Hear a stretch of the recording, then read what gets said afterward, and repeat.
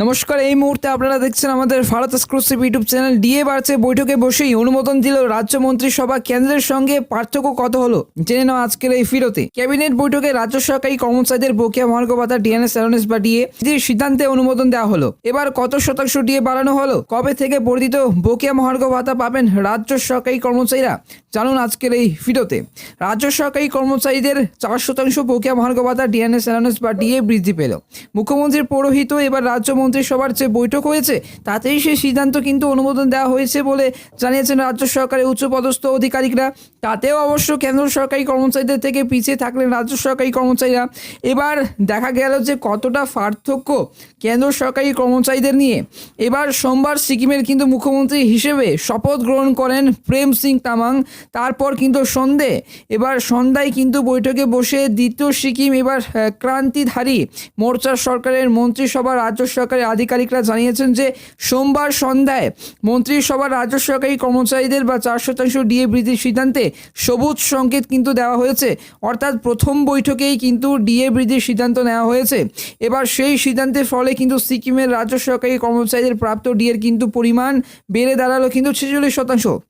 সারা রাজ্যে কিন্তু বাংলায় রাজ্য সরকারি কর্মচারীরা বঞ্চিত রয়েছেন এবং ধর্মঘট করেই চলেছেন তারা। সেই সিদ্ধান্তের ফলে কিন্তু সিকিমের যে রাজ্য সরকারি কর্মচারীদের প্রাপ্ত ডিএর যে পরিমাণ বেড়ে দাঁড়ালো কিন্তু 46%।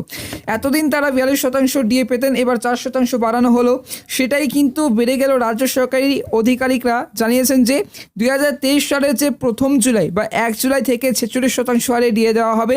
আর কেন্দ্র সরকারি কর্মচারীরা আপাতত কিন্তু সপ্তম বেতন কমিশনের আওতায় 50% হারে কিন্তু ডিএ পান।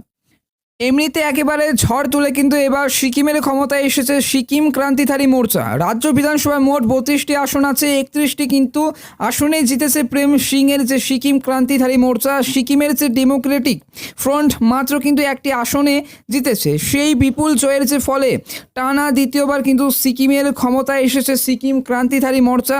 এবার এই মুহূর্তে যেটা জানা যাচ্ছে, এবং আজ আবার নবান্নে প্রশাসনিক বৈঠকে, যেদিন নবান্নে প্রশাসনিক বৈঠকে বসেন মাননীয় মুখ্যমন্ত্রী মমতা বন্দ্যোপাধ্যায়, সেই বৈঠকে ডিএ বাড়ানোর সিদ্ধান্ত নেওয়া হয় কিনা সেদিক নজর আছে। এবং রাজ্য সরকারি কর্মচারীদের গত শুক্রবারের শিক্ষানুরাগী ঐক্যমঞ্চের সাধারণ সম্পাদক কিঙ্কর অধিকারী বলেন, মুখ্যমন্ত্রী প্রতিশ্রুতি দিয়েছিলেন যে এপ্রিল থেকে 4% ডিএ এরিয়ার দেওয়া হবে।